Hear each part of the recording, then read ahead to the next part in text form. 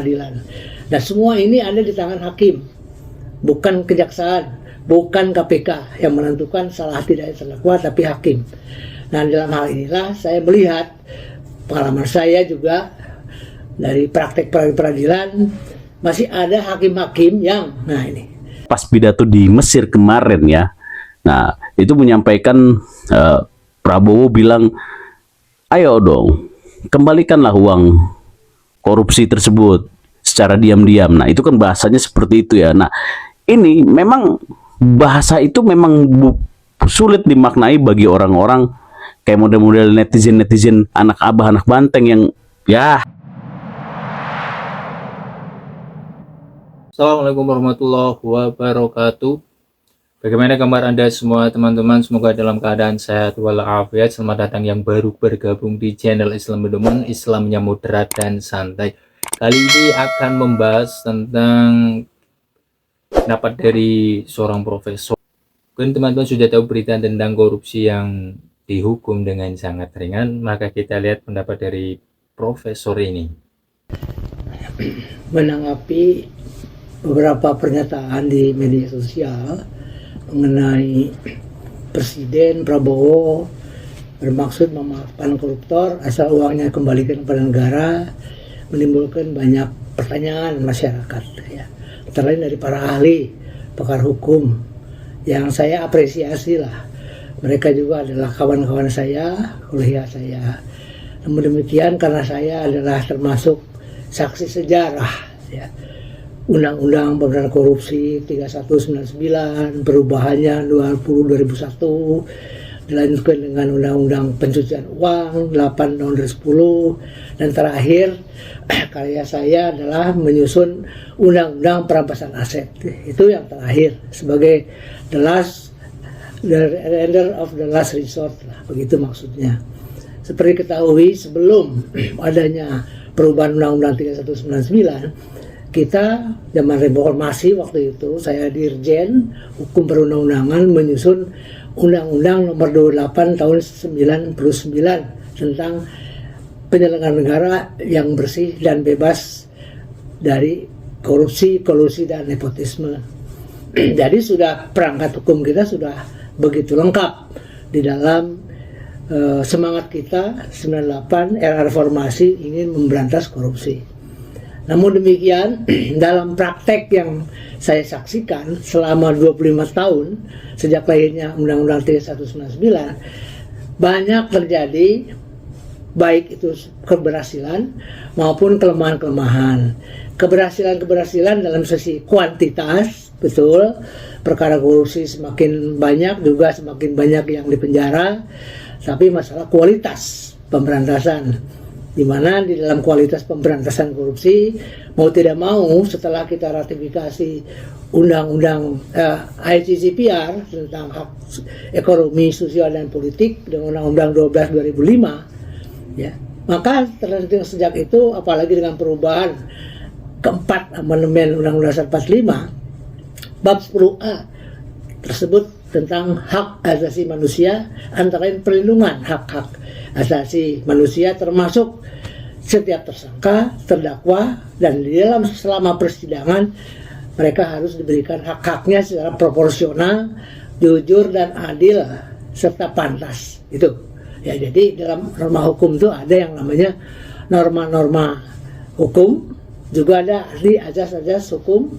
legalitas ya yang kita kenal, azas in dubio pro reo kita kenal, azas presumption of innocence, tapi juga ada yang disebut azas hukum lain, azas kepantasan, redelijkheid, azas kepatutan, billijkheid. Itu yang penting sebetulnya di dalam dunia peradilan.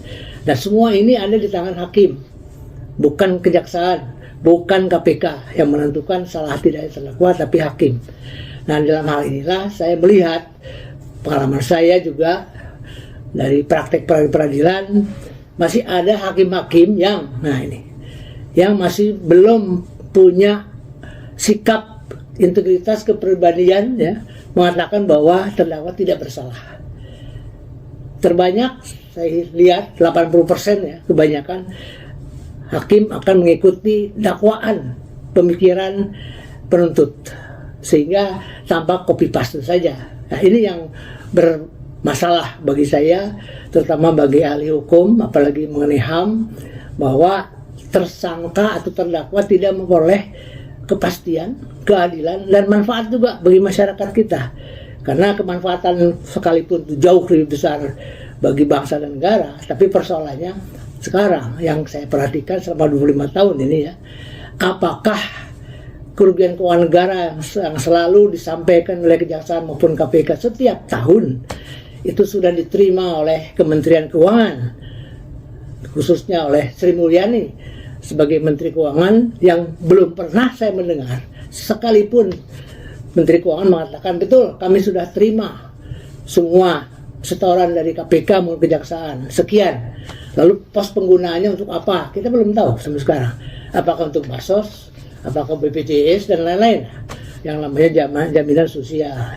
Saya kira ini perlu oleh Menteri Keuangan ke depan selama era Prabowo nanti menunjukkan pada publik bahwa ada sinkronisasi, harmonisasi antara tugas, koordinasi tugas dengan Kejaksaan dan KPK sepanjang mengenai kerugian keuangan negara yang dikembalikan pada negara. Itu satu hal ya.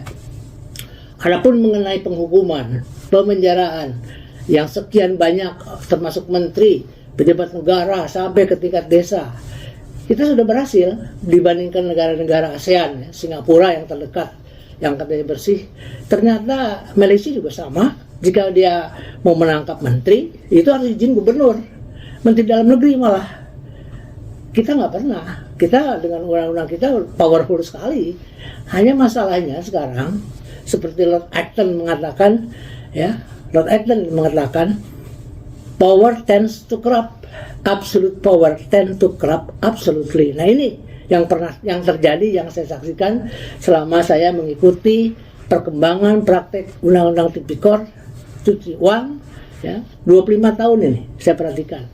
Jadi kita sudah terlalu jauh menyimpang ya dari tujuan awal membangkitkan semangat reformasi dengan anti KKN, tapi KKN-nya masih terus berjalan, meningkat, bahkan kejadian Mahkamah Konstitusi kemarin ya, permohonan wakil presiden menjadi wakil presiden syaratnya diubah, bisa diubah dengan tangan kekuasaan. Nah ini yang terjadi.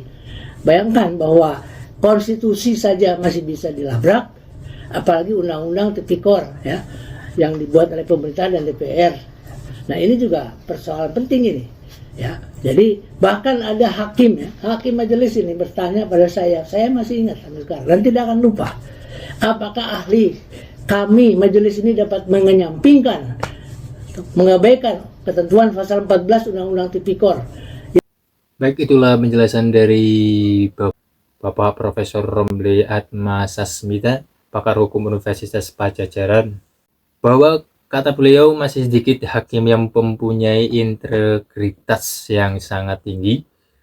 Ada, melainkan hanya sedikit saja, kebanyakannya adalah hakim-hakim yang tidak punya integritas. Bahwa harus ada sinkronisasi, misalkan korupsi itu uangnya dikembalikan kepada negara, kemudian di KPK itu memberikan ke Menteri Keuangan, kemudian Menteri Keuangan itu dialirkan ke sosial sifatnya seperti BPJS dan lain sebagainya. Itu kata beliau, itu yang belum terrealisasi. Itu kata beliau yang saya tangkap ya teman-teman.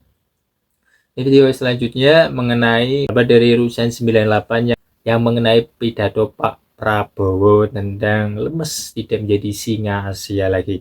Kita bahas sama-sama. Saya ingin menanggapi ya komentar-komentar pedas dari netizen-netizen yang akhir-akhir ini selalu mencela Pak Prabowo mengenai apa? Ya mengenai apa? Kasus koruptor, ya penanganan terhadap kasus koruptor gitu ya. Yang dibilang wah sekarang udah bukan jadi macan Asia, dulu lagi sebelum jadi presiden ngomongnya akan saya kejar sampai ke Antartika gitu ya. Tapi kenyataannya pas pidato di Mesir kemarin ya, nah itu menyampaikan Prabowo bilang ayo dong kembalikanlah uang korupsi tersebut secara diam-diam. Nah itu kan bahasanya seperti itu ya. Nah ini memang bahasa itu memang sulit dimaknai bagi orang-orang kayak model-model netizen-netizen anak abah anak banteng yang ya you know lah, nggak paham. Tahu nggak yang namanya bahasa politik itu nggak bisa dimaknai secara tersurat. Banyak interpretasi, banyak yang harus dikaji, ditelaah.